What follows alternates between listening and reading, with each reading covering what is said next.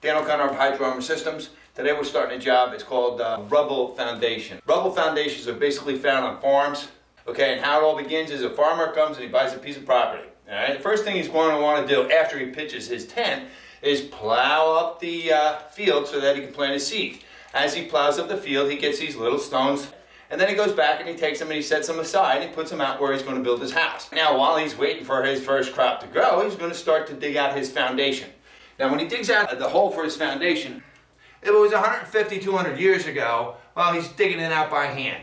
All right, so he's not going to want to waste a lot of time going down too far. And, you know, I've been told that people were shorter back then. As he digs out his foundation, he would like to dig that wall nice and straight, all right, the outside of the hole nice and straight, but you know what? It's going to keep caving in, caving in, caving in. So the hole that he digs down is going to have a little bit of an angle, all right? Now what he's going to do is he's going to start putting his stones down, bum, bum, bum, bum, bum, bum, bum, all the way around the foundation.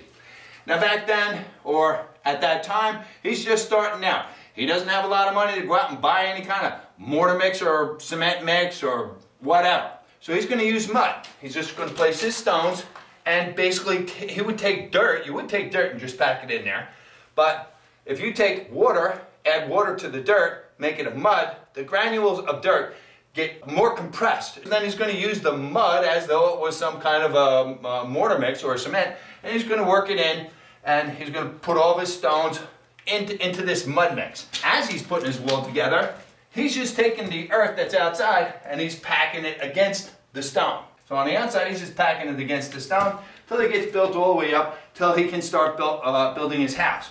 Now, mostly, they just leave it so that you got stones and you got dirt that's in there.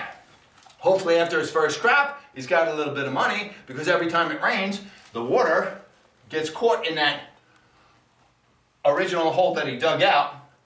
When he dug out the foundation, that angle is disturbed soil. Beyond that disturbed soil, that earth has been there since the beginning of time, dense and compressed, not going anywhere. Water can fill up inside that loose soil and then start to pour through the wall, and as it was pouring through, it was taking mud, etc., inside of the basement. And after his first year, he probably figured, okay, get some cement and seal the wall with cement, which basically you can see here. And then put a very thin cement floor down, or concrete floor down. Now that might have been all fine and well, but as years go on, the mortar mixes just loosen up. All right, the acids that are in the water cause a chemical reaction with the limes and the original cement, revert it back to sand, and this is what you get. It loosens up and it starts coming apart. Right in here, the mortar is gone and the dirt from in between is falling through.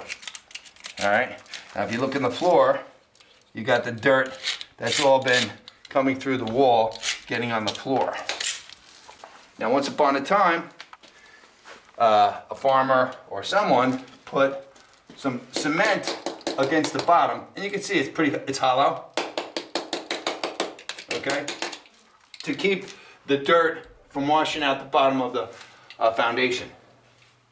Now what's been happening is, you can see how the water is built up in that original hole on the outside, and it's just coming through the wall and dripping down on the floor. All right? Now how do you fix a rubble foundation? First and foremost, you would have to get a trench. Got to be 10 inches wide. Got to go to the bottom of the footer, but there is no footer. The original stones are right here. So what you need to do is you need to put what's called a footer ledge that's going to hold this in place, because you cannot dig below the footer. Now what we're going to do is we're going to do a 4-foot section, fill it with concrete, leave 4-foot section, cut out every other 4 feet. We will dig a 4 to 6 inch little trench, fill it with concrete.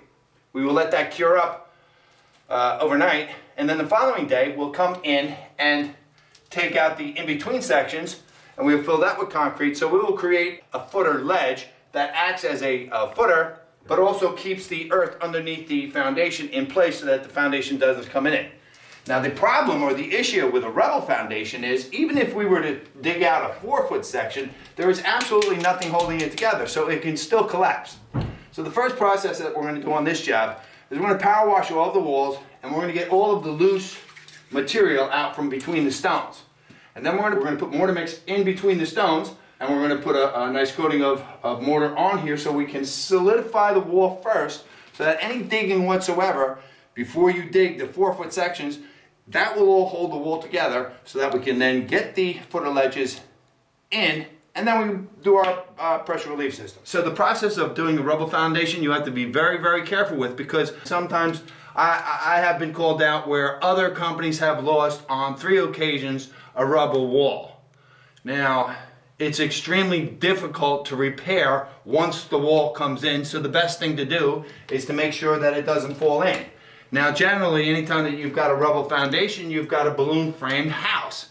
To jack up a balloon frame house and replace the foundation is an entirely different process. On a balloon frame job, to jack a balloon frame job, I'd have to get underneath here and run a beam through the foundation, dig on the outside, and jack it up on the inside and the outside, because there's no other way to jack the house up. So the best thing to do is to be careful and do it right from the beginning, and then you won't have any problems. Okay?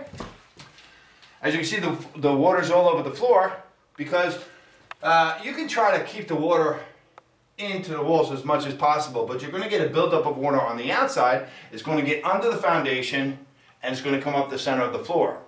Now, if you look at the floor here, you can see where the water has gotten under the outside, and it's coming up the center of the floor. You've got a water line there, you've got water lines there. So, you've got cracks.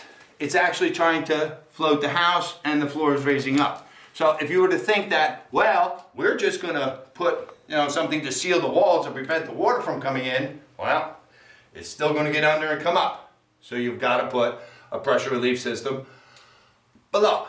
And you've got to catch all that water and send that water someplace. And that's what we're doing. So.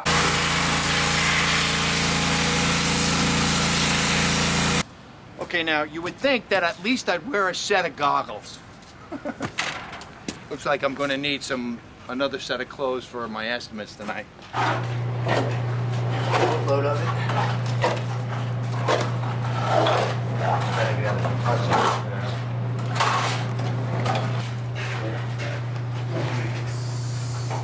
There, it just goes right up.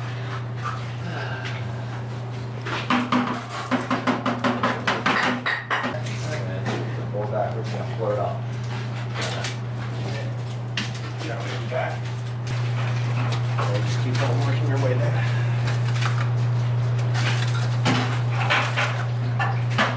You gotta look straight right now. We're doing the footers. As you can see, the rubble foundation wall, we got the harsh coating on here, and this wall is all secure. This is a footer ledge. You got to dig out a trench, 4 foot, filled with concrete.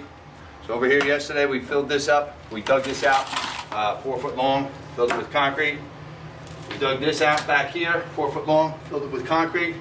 And now we got the in-betweens today, digging it out, filling it with concrete, which will give us a footer ledge that will hold the earth under this rubble foundation so that the foundation doesn't come in when we put our trench in. After this cures up, we're going to be able to trench it and start our system.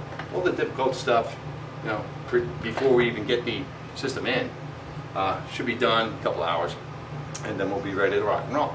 Okay? And so ends another day. Oh, that looks pretty.